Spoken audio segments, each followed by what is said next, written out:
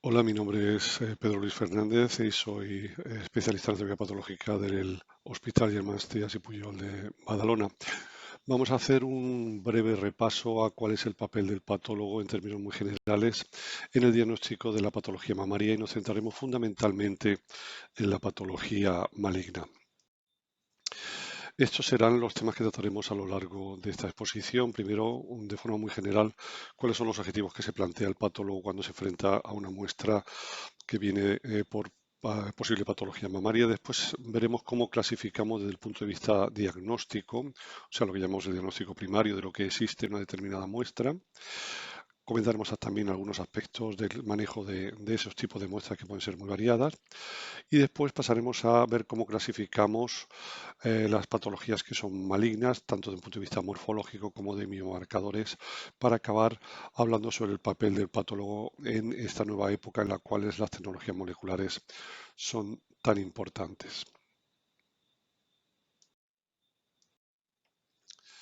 ¿Cuáles son los objetivos a los que se enfrenta el patólogo cuando tiene ante sí una muestra histopatológica por posible patología mamaria? Bueno, lo primero es ver qué tipo de patología y si existe. Esa patología no siempre es maligna, algunas veces es una patología que no tiene trascendencia desde el punto de vista clínico, pero en cualquier caso hay que darle un nombre y hay que clasificarlo. A este primer diagnóstico que hacemos simplemente para ver el tipo de patología que existe, lo que llamamos el diagnóstico primario, que es, a fin de cuentas, un esfuerzo taxonómico el que hacemos los patólogos. En segundo lugar, cuando se trata ya de una patología maligna, lo que tenemos que hacer es profundizar en esa clasificación, de tal manera que nos tendremos que dedicar a prever esa agresividad individual que puede tener esa patología maligna, para así ayudar a nuestros colegas en el manejo de estos pacientes, prediciendo como decía, su agresividad y proponiendo o ayudando a proponer determinados tratamientos complementarios.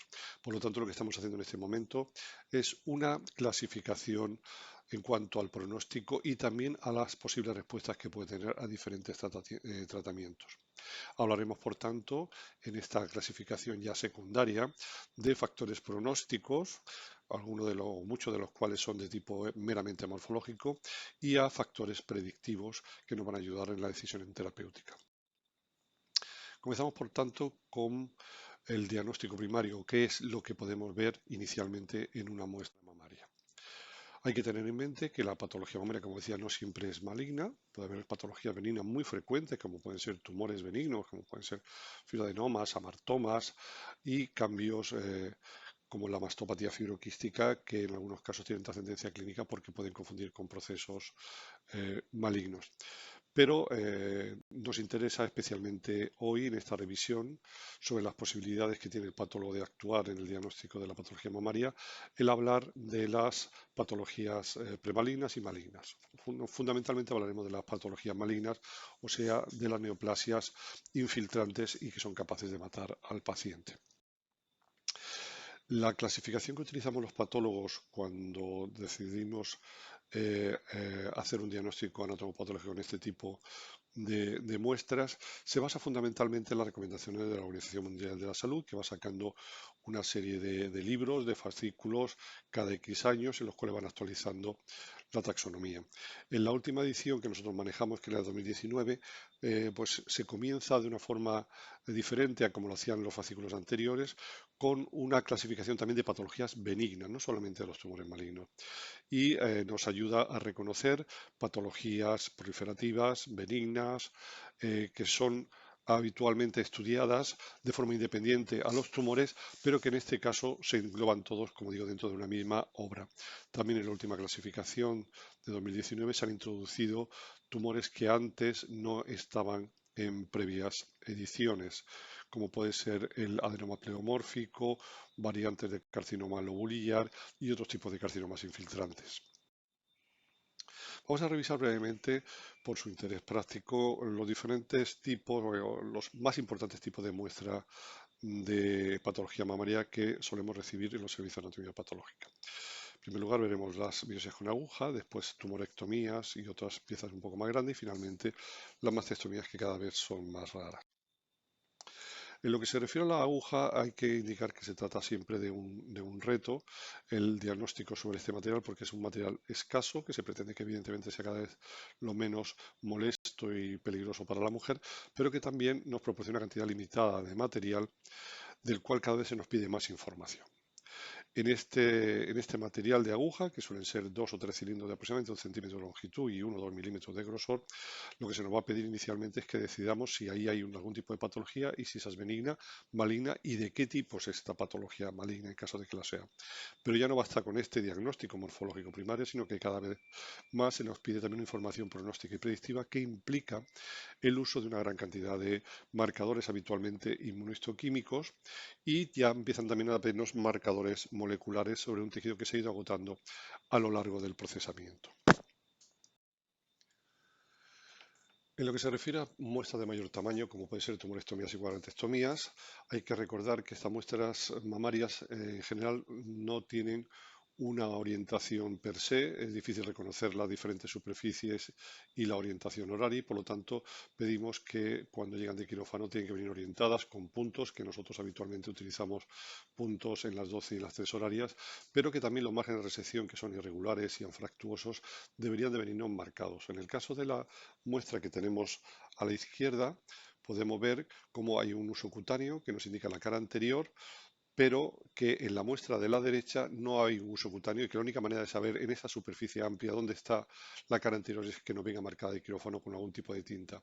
Nosotros habitualmente pedimos que nos marquen la cara anterior y también la cara posterior, debido, como digo, a que las piezas quirúrgicas de mama son muy irregulares.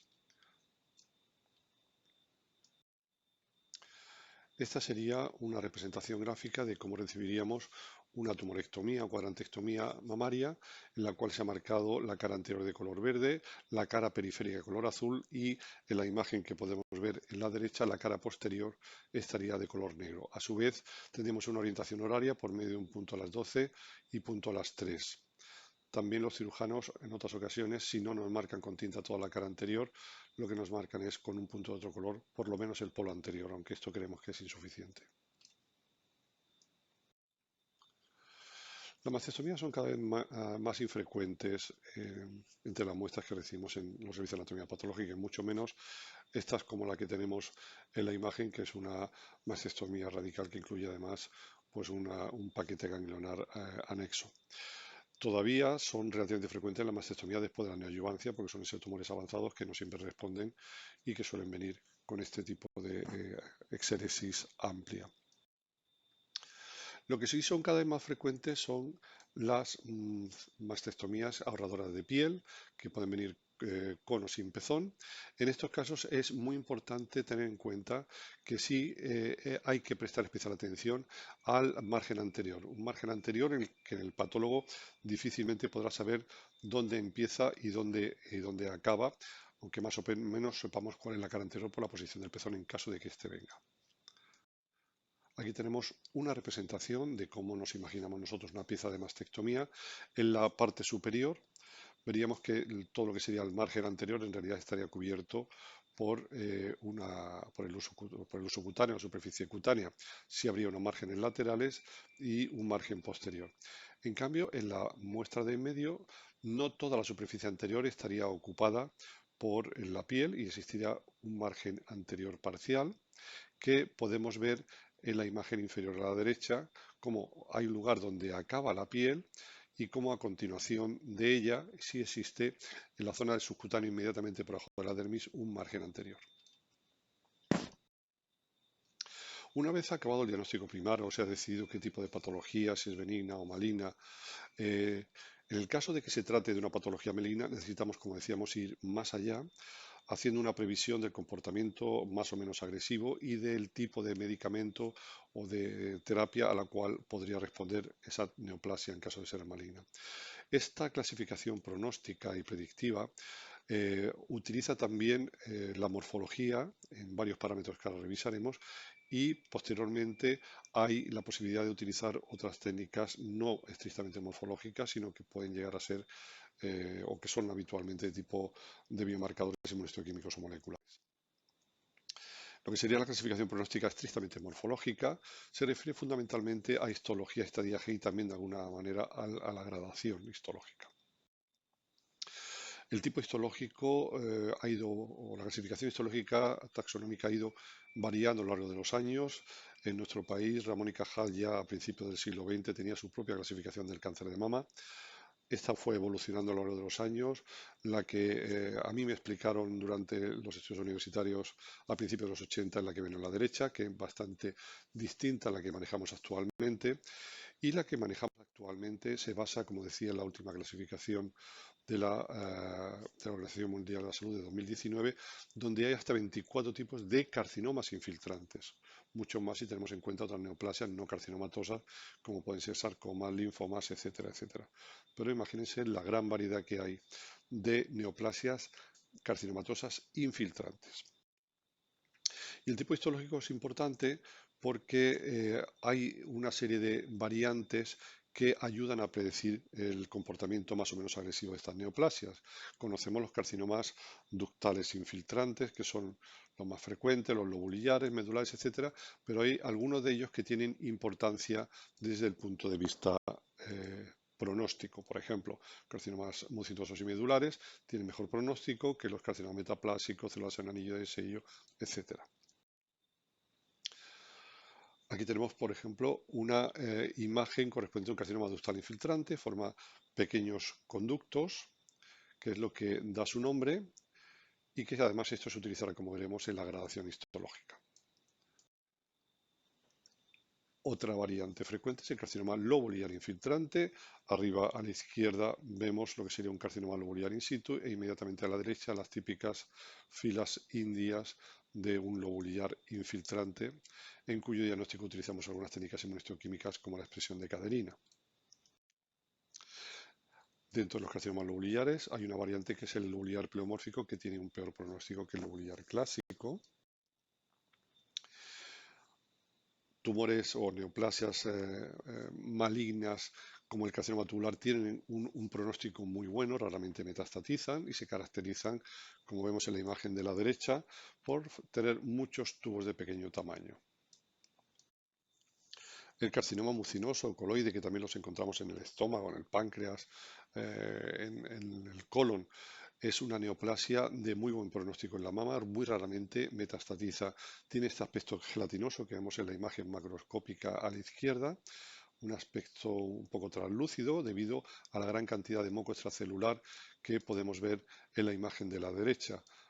Hay pequeños islotes de células neoplásicas rodeadas por moco, que es lo que le da su nombre. Una variante de peor pronóstico es el carcinoma micropapilar. Son estas pequeñas estructuras en forma de túbulos que aparecen dentro de lo que son pseudoconductos, en realidad son unos espacios artefactuales. Y esta variante de carcinoma, como digo, tiene una gran propensión a metastatizar por vía linfática. Por lo tanto, los tipos histológicos sí nos dan información pronóstica. Clásicamente el carcinoma medular, que suele ser bien delimitado, que suele ser un tumor de alto grado histológico porque los núcleos son realmente feos, pero está infiltrado por gran cantidad de linfocitos que ahora ya se han reconocido como un parámetro importante en el pronóstico de los tumores, y son precisamente estos linfocitos los que probablemente le conceden el que, a pesar del alto grado nuclear, pues tenga un buen pronóstico porque están combatiendo de alguna manera contra la diseminación de la neoplasia. Además, este tipo de morfología con alto infiltrado inflamatorio, tumores de alto grado, sin formación de túbulos, es lo que vemos típicamente en los tumores que tienen alteraciones en los genes BRCA. Los carcinomas metaplásicos, por contra, son un fondo de saco donde hay muchas variantes de carcinoma, pero en general de muy mal pronóstico. Suelen presentarse en estadios avanzados, como el que vemos arriba a la izquierda, que está ya infiltrando y ulcerando en la piel.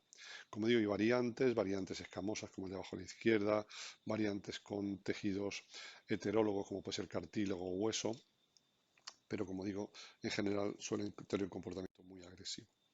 Por lo tanto, resumiendo, ¿cuáles son las neoplasias o los tipos histológicos de mama que tienen buen pronóstico? Pues el carcinoma tubular, el mucinoso, medular, papilar, no micropapilar, el carcinoma secretor, adenoide quístico. Estos en general raramente metastatizan.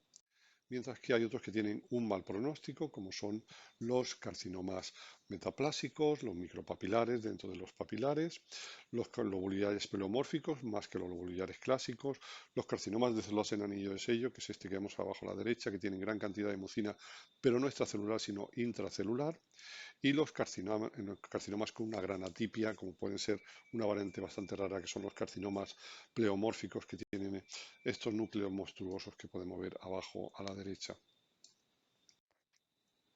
Otro parámetro pronóstico morfológico muy importante es el estadiaje, que hasta ahora se basaba en la clasificación TNM, y ahora veremos por qué decimos hasta ahora la clasificación TNM, que tiene en cuenta el tamaño del tumor, la afectación ganglionar y la existencia no de metástasis a distancia.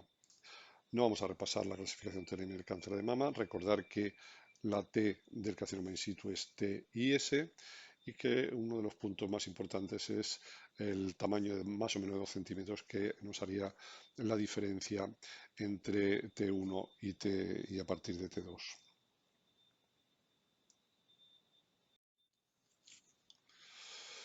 La clasificación TNM, como hemos dicho, ahora ya no es únicamente se basa en estos 3 parámetros, sino que el estadiaje tiene que tener en cuenta el tamaño, los ganglios y la metástasis, pero según la modificación que se hizo en 2018, tenemos que tener en cuenta también los parámetros inmunohistoquímicos, los biomarcadores, como es el estatus hormonal y de ER2, para añadirlo a la información de la T, la N y la M, y también ya se añade la información de los paneles moleculares. Con todo ello se conforma un nuevo estadiaje que ha hecho cambiar un gran porcentaje de la clasificación de muchos tumores que antes se basaban nada más que en la TNM. Añadiendo estos parámetros nuevos que hemos comentado, más del 40% de los pacientes o de las pacientes van a tener que reclasificarse en diferentes estadios. La T habitualmente se mide macro y microscópicamente. La T que da el patólogo, la PT, como digo, se suele hacer sobre la imagen macroscópica que algunas veces refinamos cuando miramos al microscopio. Aquí tenemos una imagen panorámica de un carcinoma en la cual a pequeño aumento vemos las zonas más oscuras, corresponden al tumor, y que luego con una regla micrométrica podemos afinar mucho el tamaño realmente de forma submilimétrica. La N viene definida por la existencia o no de metástasis ganglionares, que no suelen verse macroscópicamente, aunque en este caso sí. Este es un caso inusual en el que se puede ver la metástasis, pero habitualmente tenemos que llegar a la microscopía para poder identificarlas, como vemos en este corte por congelación. Aquí tenemos la metástasis en uno de los polos del ganglio. Actualmente los ganglios centinelas, por lo menos en nuestro país, se analizan con gran frecuencia por medio de técnicas moleculares, que lo que hacen es, pues de alguna forma, desmenuzar, destruir el tejido, pero analizar la existencia o no de copias de RNA mensajero de una queratina que de una forma subrogada, de una forma sucedánea, nos puede cuantificar el tamaño, la existencia y el tamaño de la metástasis. En los ganglios centinelas esta técnica se llama OSNA, y como decía, está muy extendida en nuestro país. El grado histológico que por fin hemos consensuado los patólogos se basa en la utilización de 3 parámetros, que es la formación de túbulos, la tipia nuclear y el número de mitosis, que combinamos cada uno de ellos con un score de 1 a 3 para un total máximo de 9 y un mínimo de 3 puntos. Este es el sistema de Blum-Richardson modificado por el Stone. Aquí tenemos como un tumor en el cual se ven muchas estructuras tubulares, hay un gran predominio, por lo tanto asignaríamos nada más que un score de 1. Aquí, en cambio, como prácticamente no se ve nada más que un par de túbulos, uno aquí a la derecha, otro aquí arriba, le daríamos un score de 3. Grado nuclear se basa en la atipia que presenten los núcleos. Estos son núcleos, todos ellos de un tamaño homogéneo, sin nucleolos llamativos, redondeados, y por lo tanto le daríamos un score de 1, mientras que cuando los núcleos son extremadamente atípicos le damos una gradación de 3. El tercer parámetro, como decíamos, era la actividad mitótica, y en este caso lo que hacemos es contar una a una las mitosis que vamos encontrando en 10 campos de gran aumento y lo vamos sumando. Aquí tenemos 1, 2 y 3 en este campo. A esto lo haríamos en 10 campos de gran aumento.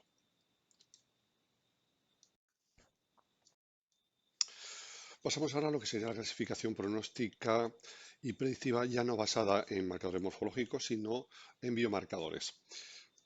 Y estos marcadores en gran medida son inmunistoquímicos, que comenzaron a utilizarse a principios de los años 90 y sistemáticamente en todo carcinoma infiltrante de mama tenemos que hacer una determinación del estatus de receptores de estrógenos, receptor de progesterona, de ER2 y de Ki67. Se pueden hacer otra serie de biomarcadores, pero que todavía no tienen una utilidad clara desde el punto de vista pronóstico y predictivo. Se utilizan sobre todo para el diagnóstico, como pueden ser el citoqueratina 5, P53 o factor de crecimiento epidérmico. Pero como digo, los obligatorios son los dos tipos de receptores ER2 y Ki67.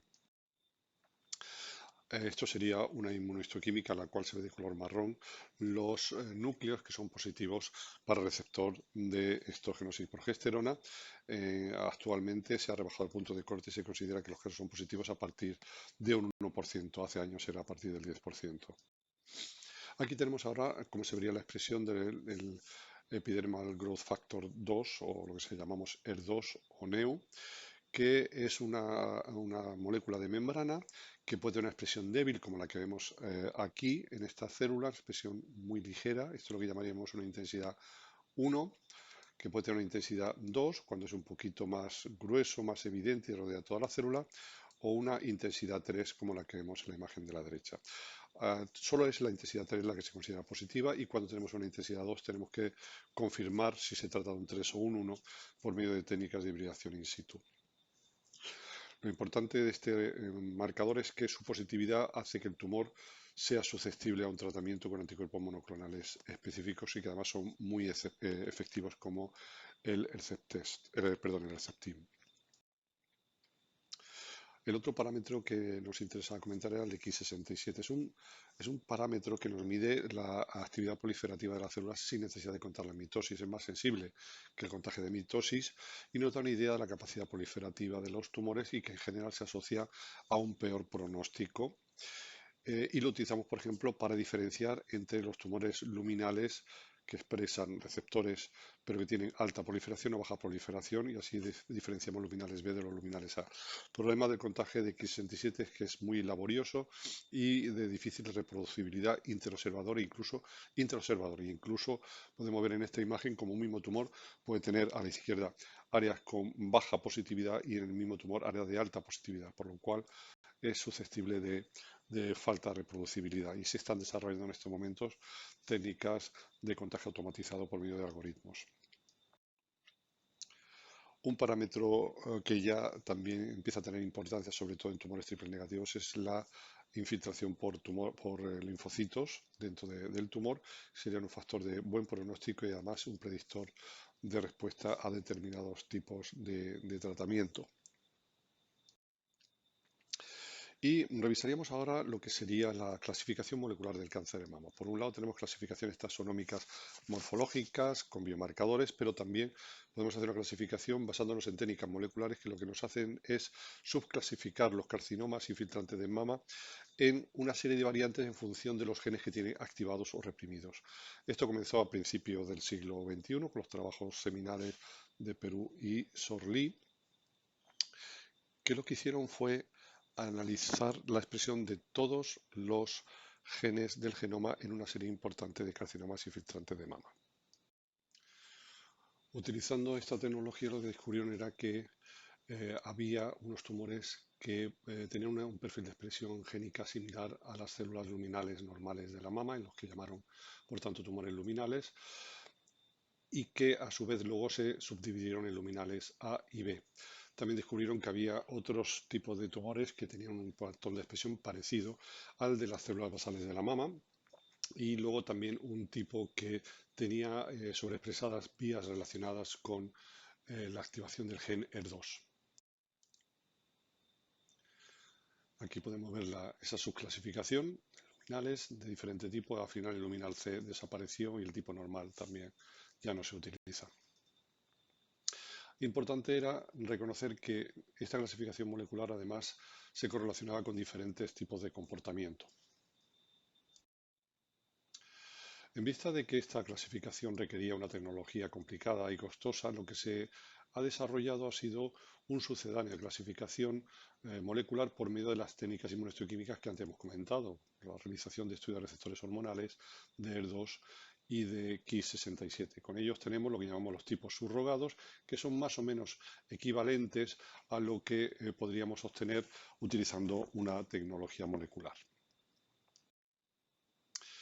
La necesidad de esta subclasificación molecular sucedánea viene ya reconocida en la clasificación de la Organización Mundial de la Salud, en el libro de la Organización Mundial de la Salud de 2019, que reconoce que podemos llamar como tipo molecular a los tumores de cáncer de mama realizando nada más que estudio inmunohistoquímico, llamándolos luminales A-like cuando expresan receptores y la proliferación es baja, luminales B-like, ponen el like porque no es estrictamente molecular el método utilizado y por lo tanto es un sucedáneo.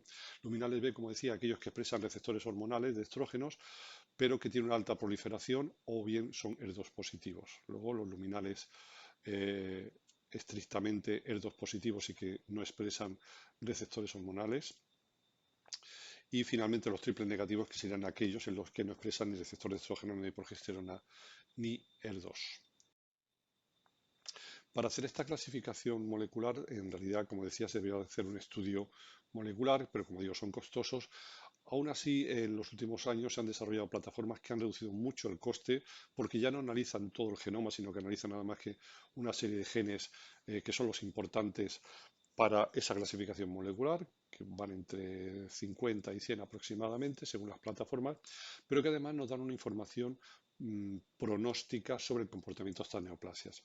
Estas plataformas, que como digo, en general nos pueden dar esas dos informaciones, tipo molecular y pronóstico, se aplican de momento nada más que a tumores luminales en los cuales hay dudas sobre si añadir o no quimioterapia al tratamiento hormonal.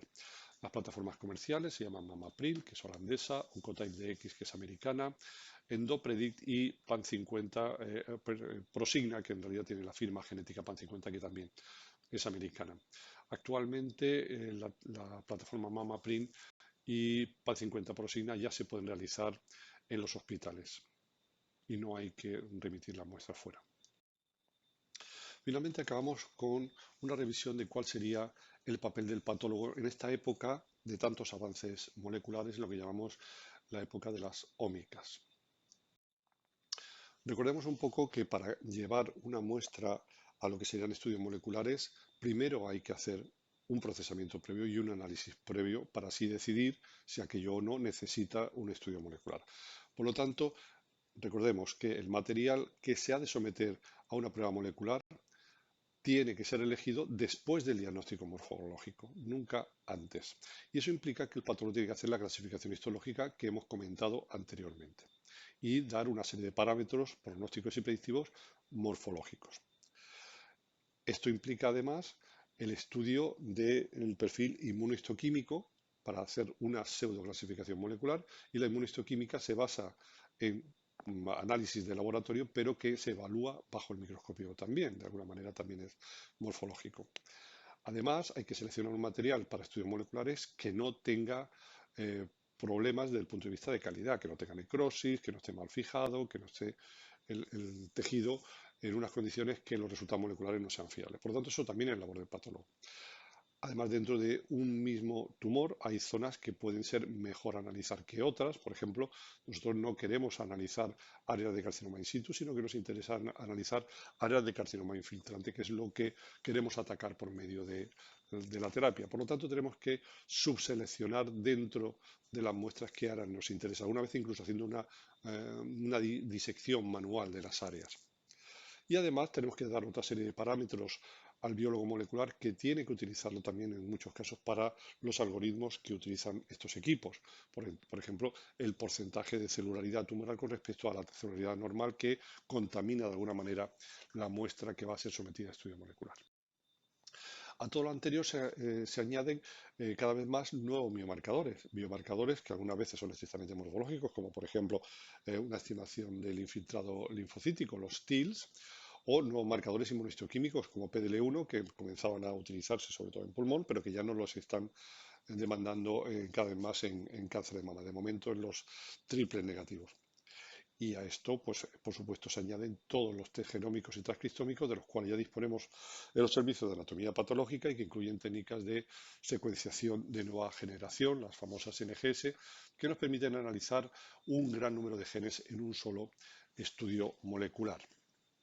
O las técnicas de clasificación molecular con un set de genes restringido. En el caso del cáncer de mama, en nuestra institución tenemos el test Prosigna, que ya no tiene que ser remitido al extranjero para su análisis pronóstico, como digo, en el cáncer de mama.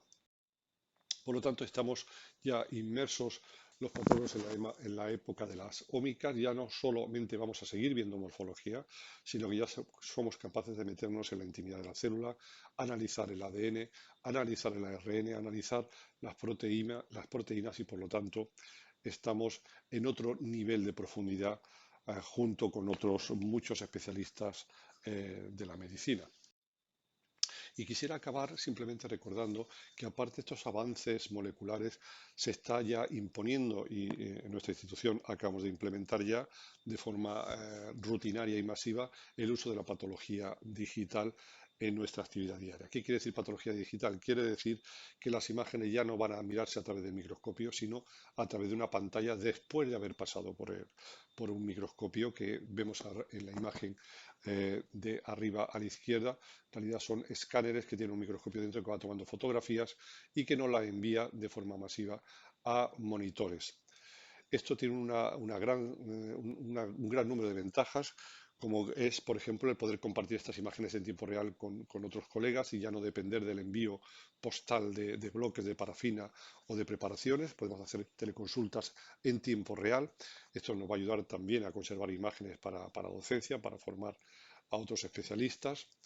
Los microscopios no están exentos también de crearnos patología laboral en forma de problemas de espalda, de cuello, de codos, de muñecas a los patólogos, pero también es muy importante es la gran ventaja que tendrá tener digitalizadas esas imágenes, puesto que vamos a poder aplicar algoritmos diagnósticos y herramientas de inteligencia artificial a las imágenes que nos van a ayudar a interpretarlas con mucha más facilidad y hacer cuantificaciones de parámetros que antes eran muy farragoso.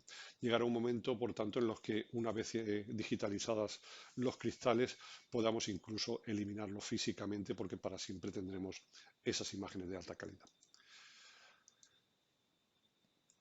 Abajo a la derecha pueden ver las posibilidades que tiene la realización de herramientas y aplicación de herramientas de inteligencia artificial para descubrirnos pues, parámetros que hasta ahora eran difíciles de analizar sobre preparaciones histológicas. Vemos, por tanto, cómo la anatomía patológica no ha quedado relegada a un papel meramente de diagnóstico morfológico que pueda haber sido superado por el estudio molecular. La anatomía patológica sigue necesitando la morfología, una morfología que ahora será digital, que nos podrá valer de herramientas tanto moleculares como herramientas digitales. Quisiera acabar con una frase de este famoso internista canadiense, William Osler, que acababa diciendo: tu medicina es tan buena como tu conocimiento de patología. No olvidemos que la patología es una herramienta que es transversal y que es imprescindible conocer para poder practicar una buena medicina. Y con eso acabamos esta presentación. Muchas gracias por su atención.